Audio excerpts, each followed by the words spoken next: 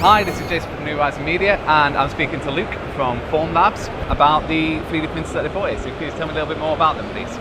Sure. So this is the Form 2. It's basically the most advanced desktop 3D printer ever made. Yeah. It's a stereolithography-based printer, which means it uses a photopolymer resin. But the key point here is we use lasers, so we can actually get extremely fine resolution. Yeah. So you get near injection molded quality.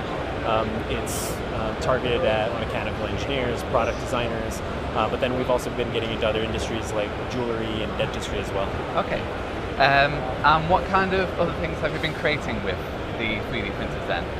Yeah, so you go anywhere from your standard like prototyping. So this is a prototype of a toothbrush. You can imagine like a company like Gillette manufacturing something like this. So we have multiple types of resin. So we have the white resin, which is much more stiff, functional resin.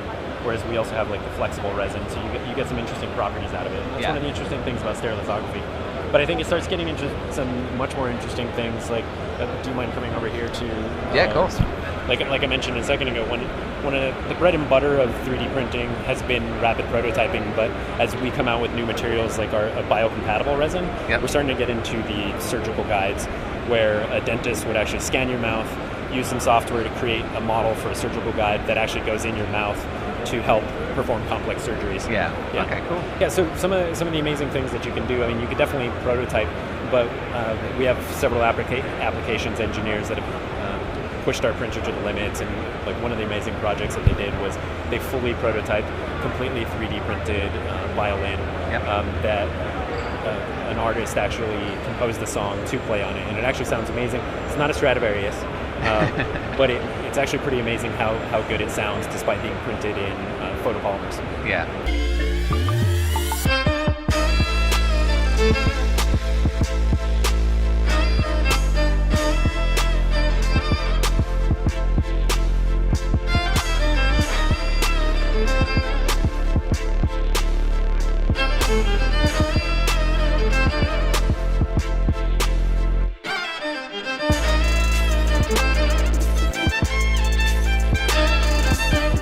So how do you feel a 3D printer works for a consumer then? Because obviously what you're talking about here is a lot of hobbyists, a lot of professional use, but do you see a potential future scenario where there is a 3D printer on someone's desk in the living room? Yeah. Well, so I definitely see a future where that's actually possible. It's just much further away than a lot of people have thought and hoped. So over the last couple of years, there's been a ton of hype about getting it in the home.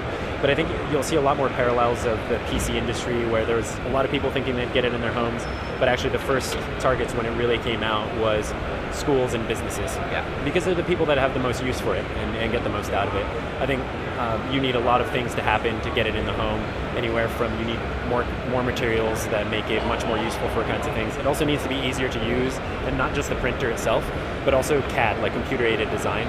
Like the average person walking off the street is into a professional CAD designer, which means it's a lot harder to make something useful. And then the final thing, I mean, for a mechanical engineer, our printer is absurdly affordable, but for any normal consumer, it's extremely expensive. So it's 3,300 euros. So. And in terms of that professional space then, what do you feel the future is for you guys? Like, is it going to get more detailed, a high resolution of print in the future, or how do you feel it's going? Well, so I mean that's kind of an interesting thing. I think we're definitely going to improve like the accuracy and the resolution, but we're already pushing some of the boundaries on that, and we have amongst the best in the industry as far as accuracy and resolution at this point. Where a lot of the interesting stuff is in materials development. So like I said, we started with some standard resins, which are a lot like acrylic plastics for prototyping. But then we make a biocompatible resin, and then we're in the dental industry helping dentists.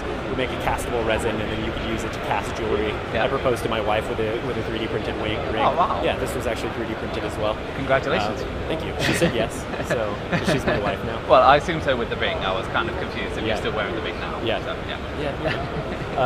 But the materials development is some of the most exciting areas of it, because that's where you open applications. I showed you the flexible resin as well. That just opens up a whole new area of it. So I think some of the most exciting things in the industry really are around materials themselves. Brilliant. Well, thank you very much for talking to us. Thank you. Thank you.